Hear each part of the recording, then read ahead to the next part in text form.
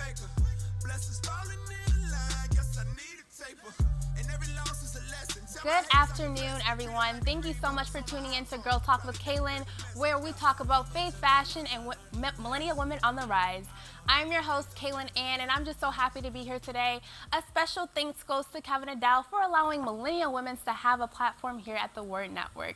So today's topic is how to repair your credit. And today we have a special guest, Tiffany. Hi, Tiffany. Hi, Kaylin. I'm so excited to be with you today. I'm so happy that you're here.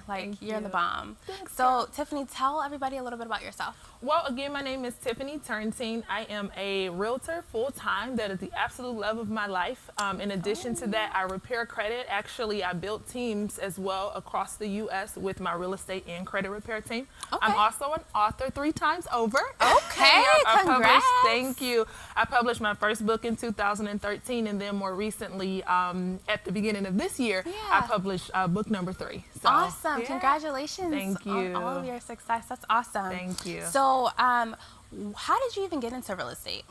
So actually, when I graduated the University of Detroit Mercy with my bachelor's degree in business administration and management. And I just knew that it was time to just soar. Well, I lost my job. I was permanently laid off, and I couldn't even get an interview at McDonald's with a bachelor's degree. And I'm like, what is going on? So I took some time, and I just prayed, and I'm like, God, what is this? And I was like, I want to go after real estate. Now, I've always loved real estate, so it wasn't a random thought. I was like, I'm just going to go and take my exam. I passed on the first time, and I have not looked back. That's amazing. Yeah. That's awesome. Yeah. So how did you, being a real estate agent, kind of help people preparing their credit? So I never thought that I'd be in credit repair myself. I always was like, well, if they can't get their credit repaired, I'll just send them over to someone. But what happened with me is just being a woman of faith, I started to realize that credit restoration and financial education is more than, oh, let me get prepared for a house. Yeah. It's about dominion. It's about rulership. It's about being able to own. It's about being in control of the decisions that you make. And so I said, I need to take this a step further. I need to make sure that I'm fully educated so I can educate my clients on, okay, now that you've got your home, whether it's a rental or a home purchase, how do you still handle your credit? How do you manage your finances? And what are you going to pass down to your kids? Right. Because if you only do it for a house, you're not going to raise them to make proper decisions. Yeah. So that's what made me say, let me take this a little further than just home buying. Yeah, and I know, being young, I definitely desire to own a lot of things like properties. Like, Absolutely. I definitely want to invest. And so it's hard not knowing what to invest in. It's hard, not really even having a credit score, being someone of my age and not really having things things in my name. Absolutely. So I'm so happy that we're having this conversation. Yes, me too, me too. And you guys, if you have any questions for Tiffany, please comment below in the comments and please share us, tell us where you're tuning into. Okay, so Tiffany, so what is considered excellent, good, fair, and bad credit? Okay, well, first let me say what the credit score range is, because I had a friend that was like, yeah, I want to get into the 900s. Nope, there's no such thing. It's okay. It's good to aim high, but let's aim realistically. There you go. So credit scores range. range from 300 to 850. Okay. A good credit score is in the 700s. I know that some people are like, if I can just get to the 600s, if I can get there, that's okay, but that's still very average. Okay. So the aim is let's get you to 700. Because by the time you get there, you're going into the dealerships, no problems, no money down. You're getting great interest rates on your home, so there are certain things that you can still do within the 600s. There are certain things that you can still be approved for, but you're usually probably going to have higher interest rates. You'll still have to pay bigger down payments. So my aim and my goal for clients is always, let's get you into the 700s, which is really not hard. We just have to be educated on how to get there. Absolutely. Okay, and so how does someone build their credit? So to be honest with you, and I know most people are like, no, absolutely not. Credit cards are one of the best ways ever. Think about it. It's your credit score, your credit report, credit cards. Right. The thing is, we haven't been educated. That's why people are afraid. Most people have tons and tens of thousands of credit card debt because they don't understand how to use it. The thing about a credit card is you want to stay within 10 to 30% of your credit limit. Oh, wow. So just because you have a $300 credit card doesn't mean you have $300. Exactly. If you want to keep a good credit score, you only have $90. Jeez. Yeah.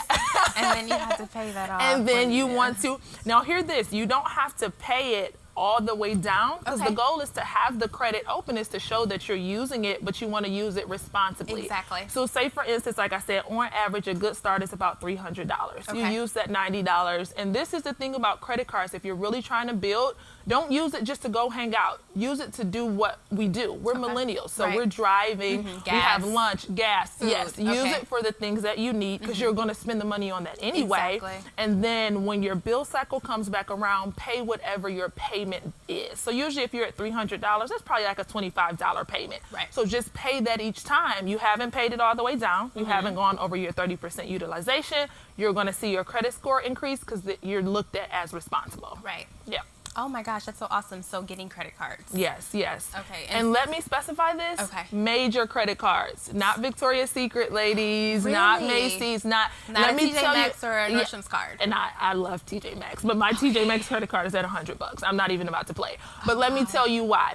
The way that it's looked at, if you lose your job, you can't get groceries with TJ Maxx. You can't put food on the table with Victoria's Secret. That makes sense. Exactly. So if you do have a finance card, meaning you can only use it at that store, you need to have a bigger limit or at least 2 other major cards. So your Discover, your MasterCard, your Visa. Okay. Yeah. Okay. And so, but how do I, what if I can't get approved for those major credit cards?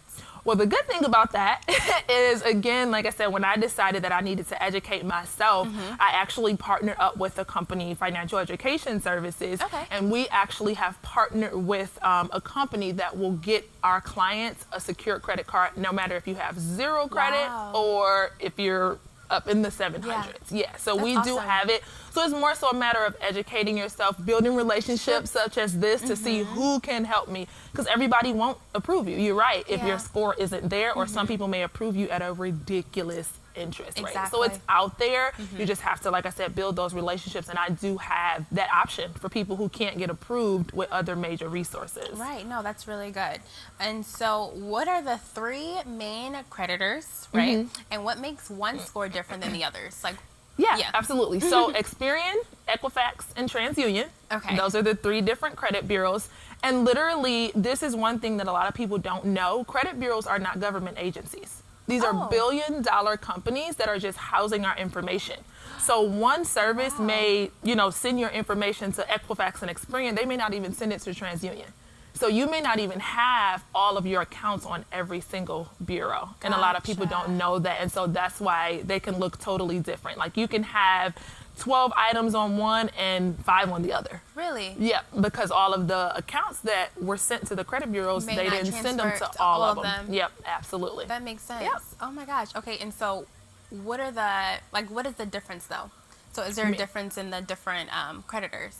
So like I know I checked my score and I'll have I think it's like a 5 or 6 something like in one category, and then the next it will be like higher. So like they're not the same. Right, because they're just, like I said, because they're just different bureaus, everything is not reported to them the same. Yeah. So the scores are never going to be the exact same. I literally have a client, one of his scores, I helped him through. He was with me for about 3 months. He was in like the 500s. We just checked a couple weeks ago. He was at a 689, a 690, and then a 736. Oh my gosh. A huge jump. But he had like 16 negative items on one and then 21 on the other. So everything isn't reporting the same. Again, these aren't government industries, so it's not like things have to report. Right. Yeah. Yeah. So that's why it's different. Crazy. I know. I didn't think that's really weird, because even so, like, who says that they're able to choose which ones, which things go on each credit? So it's based on whoever you owe. So if you owe maybe a medical bill, or if you owe your school or something like that, they may send it, they may report it, or they may not. Or some of the bureaus, because they're so busy, you got to think about it. They have billions and millions of people. It just may not hit. It just may not report. That's really good. Yep. That's really good. Yep. And so what's considered a decent interest rate for a credit card? 0. Listen, because they have them. Where can I find a credit card for 0%? Let me know. They do have them available. I actually had opened up another line of credit. I think it was with Discover, and mine was 0%, but it was for a certain length of time. So it wasn't like forever. I think mine was like 18 months. Okay. And usually on average, they'll be, depending on where your score is, 24%, What? Yeah, they'll be pretty high, but like I said, with the service that we have, we can get you approved at a 9.9 interest rate.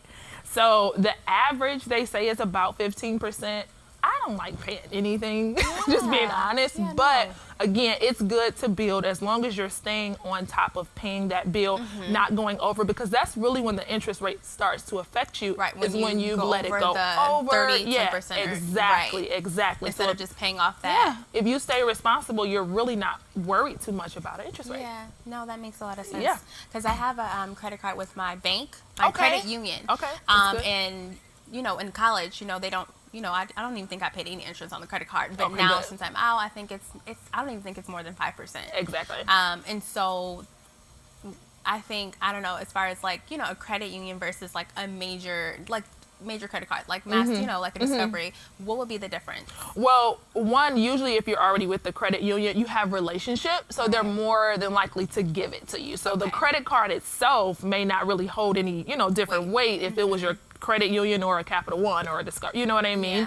It's more so probably a little more accessible for you to get it because you already have that a relationship with them. Yeah. Right. So Yeah. would you recommend people? I do. Even when it comes to things, and I know we're not talking about homes, but different things like getting a mortgage, I usually start where you already have that relationship because they see how you handle your money, they see how you're handling your bank account, so they're more than likely to work with you. So I will tell people start there, and then if it's not going to work there, then let's go ahead and see, you know, who else we can work with and what else it is that we can do beyond that. Right. Yeah, No, for that sure. that makes a lot of sense. So how often should someone check their credit score? Well, this is a good thing to know. First of all, we all get one free credit report every single year. So every 12 months, we Okay. all have the right to a free credit report. You can go on annualcreditreport.com. You can go directly to like Experian.com. So just know that without paying, you do have the access for that. Okay. Checking your score, meaning you're not pulling it for something. It's a soft pull. Okay. And so those don't affect you, you know, As such much. as exactly as a hard pull. Right. So it's totally up to you. I would definitely say if you plan to make any major moves, get a car, get a home, you want to check a few months before, because most people who come to me is because they just left the dealership disappointed, or they just, Gotcha. you know, talked to the lender and they couldn't do it. Yeah. So if you know you're planning to get something, check a few months ahead so that way you can see where you are and where you stand, and maybe do I need to work on some things before I go to apply? Because what happens is if you wait to go to that dealership and your credit score is bad, guess what's going to happen? You're going to have 27 hard inquiries by the time you leave there. That's why people are at the dealership Why? for so long, because they're trying to figure out who's going to finance you because your score is bad. Oh my gosh. But if you didn't check ahead of time, if you weren't responsible enough to look at your picture, Right. they're going to do it for you. And at the end of the day, they want to make money. Right. So they're going to sit you there for a couple hours, and it's going to be hard pulls over and over and over. So now your score is going to go down.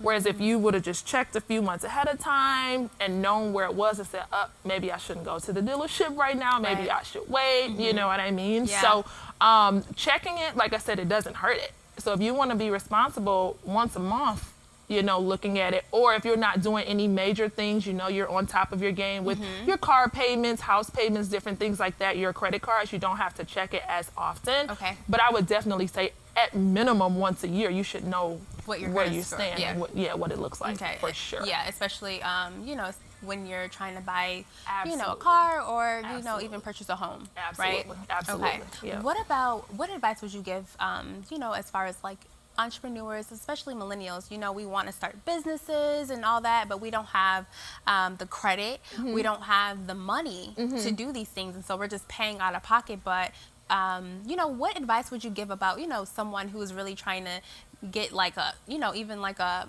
brick and mortar for their business and trying to have that business, you know, the business credit Absolutely. versus the personal, I guess. Absolutely, Yeah. absolutely. Well, let me say this now. Things have changed, and usually it was separate. Like your business, it was kind of what is your business bringing in? What is your business doing? Now they're looking at your personal in order to even give you for business. So the one thing I would say for us is I'm going to kind of bring it back. Okay. We have to be responsible beyond the business. Before trying to get into the business, before trying to, you know, be ready for social media and post Exactly. and do all of that stuff, get a budget for yourself.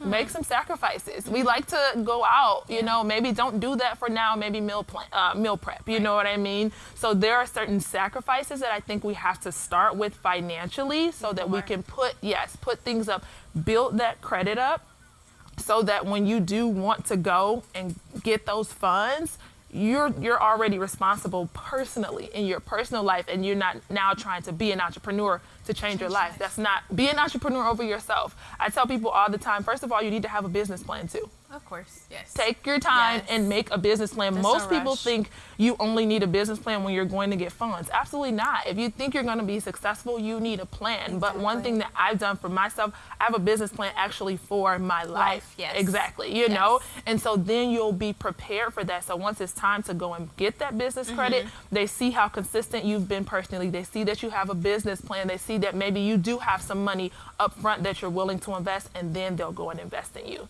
So it's not even that it starts with the business so much, it starts with you personally, and then you'll mirror that in business. Right. No, that makes sense. Yeah. That makes a lot Absolutely. of sense. And so how can someone improve their credit score? I know you said getting, you know, to build your credit score, you need to get a credit card, but how can I build my credit score? So definitely anything that is going to report to your credit, getting it in your own name I guess is good. Question. So I know sometimes I don't know what would be reported to the credit cards. You know what I'm saying? What would be necessarily on my credit? Gotcha. Okay. So all your credit cards are always going to report. Right. Your vehicle Okay. will definitely report.